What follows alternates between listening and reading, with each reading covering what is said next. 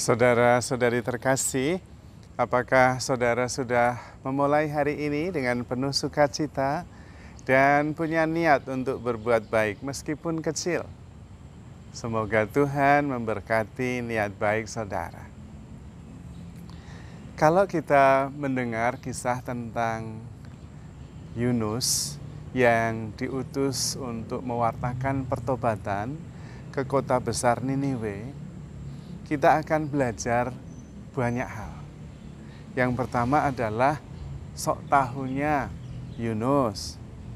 Yang kedua, sense of humor-nya Tuhan. Dan juga jalan bagi kita untuk menuju keselamatan.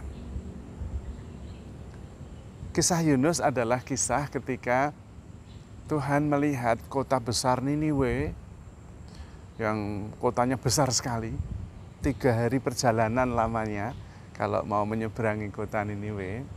Dan dikatakan kota Niniwe itu kota yang bobrok, rusak, dan penuh dengan dosa. Angkatan yang jahat. Dan Yunus tahu, karena Yunus mengenal orang-orang Niniwe. Maka ketika Yunus diminta untuk mewartakan pertobatan kepada kota Niniwe, dia sudah merasa yakin, sudah tahu seperti apa keras kepalanya, jahatnya orang Niniwe. Maka dia lari dan sudah merasa bahwa tidak mungkinlah Niniwe diselamatkan, orang-orangnya sudah bejat. Yunus sok tahu, tetapi karena dia sudah mencoba lari dan tetap tidak bisa, akhirnya ya terpaksa dia kembali dan mewartakan pertobatan kepada kota Niniwe. Saya membayangkan Yunus mewartakannya, ya sudahlah, terpaksa.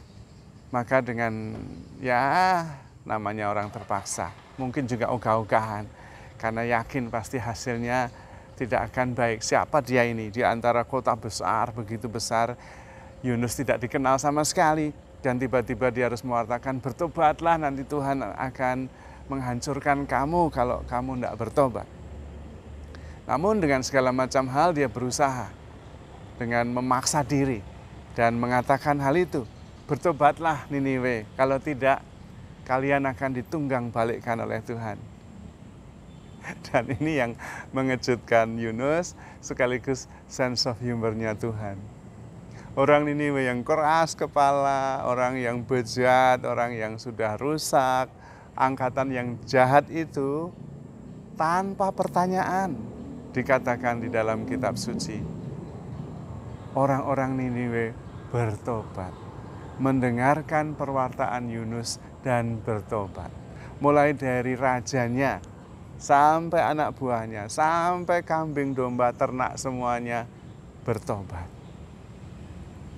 Yunus sendiri terkejut. Wow, memang Tuhan itu sense of humor-nya tinggi.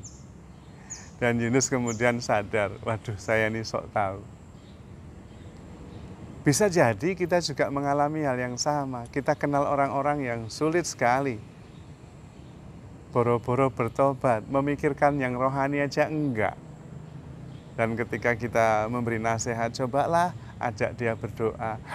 Boro-boro berdoa. Sok tahu. Seperti Yunus. Namun Tuhan luar biasa. Beliau punya sense of humor yang luar biasa. Bisa saja yang tidak mengenal apa-apa tentang Tuhan, tidak peduli, bertobat bisa. Kalau Tuhan sudah berkarya bisa saja. Maka pertama kita perlu belajar bahwa sebetulnya kita tidak mengerti banyak tentang apalagi rancangan Tuhan. Rancangan Tuhan itu sejauh langit dari bumi dibandingkan rancangan kita. Maka lebih baik seperti orang-orang Niniwe itu, tanpa banyak pertanyaan, percaya saja. Dan Yesus menggunakan perumpamaan tentang Nabi Yunus ini untuk memberitahu kepada bangsa Yahudi yang angkatan yang jahat itu, yang tegar tengkuk itu. Mereka tidak akan diberi tanda selain tanda Nabi Yunus. Karena memang bangsa Yahudi itu sudah melihat banyak sekali mujizat yang dilakukan oleh Tuhan Yesus. Bahkan Tuhan Yesus menghidupkan orang mati. tetapi tetap tidak percaya dan terus menanyakan tentang tanda, meminta tanda. Bangsa ini tidak akan diberi tanda selain tanda Nabi Yunus. Tandanya apa? Tandanya bahwa yang paling penting itu kita bertobat. Tidak usah bertanya, apalagi kalau sudah melihat bahwa Yesus itu membuat mujizat, bahkan menghidupkan orang mati. Nggak usah tanya lagi, oh sudah jelas. Seperti orang Niniwe itu, mendengar pewartaan Yunus yang tidak diketahui siapa dia, percaya tanpa banyak tanya. Dia percaya bahwa Allah berbelas kasih. Kalau saya bertobat, pasti diampuni, pasti diselamatkan. Apalagi kalau yang mengatakan itu Tuhan Yesus, yang sudah membuat begitu banyak mujizat. Kita pun sebetulnya lebih tahu daripada bangsa Yahudi pada waktu itu, bahwa Tuhan Yesus membuat mujizat, menyembuhkan orang sakit, membuat orang lumpuh berjalan, orang buta melihat, bahkan menghidupkan orang mati. Bahkan dia sendiri bangkit dari kematian, mengalahkan kematian, mengaruniakan kehidupan kekal. Kurang apa lagi? Kalau orang Niniwe aja yang tanpa melihat apa-apa langsung percaya, tidak mempertanyakan apapun dan percaya penuh, dan kemudian Tuhan tidak jadi menghukum tetapi mengampuni. Bagaimana dengan kita yang sudah mendapatkan begitu banyak pewartaan tentang Tuhan yang luar biasa? Pertanyaannya, kita ini seperti Yunus yang sok tahu, atau seperti orang Niniwe yang langsung percaya tanpa banyak bertanya, atau seperti orang Yahudi sebangsa sejaman Tuhan Yesus yang meskipun sudah melihat begitu banyak hal, keajaiban, mujizat, kasih kuasa Tuhan, tetap tidak percaya, tetap meminta tanda. Nah, yang tahu Anda dan saya sendiri. Padahal dengan mempercayakan diri kita kepada Tuhan, aman, pasti selamat.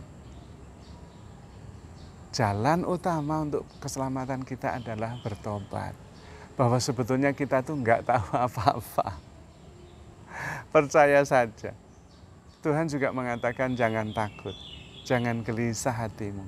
Percayalah kepada Allah dan percayalah kepadaku. Itu yang penting.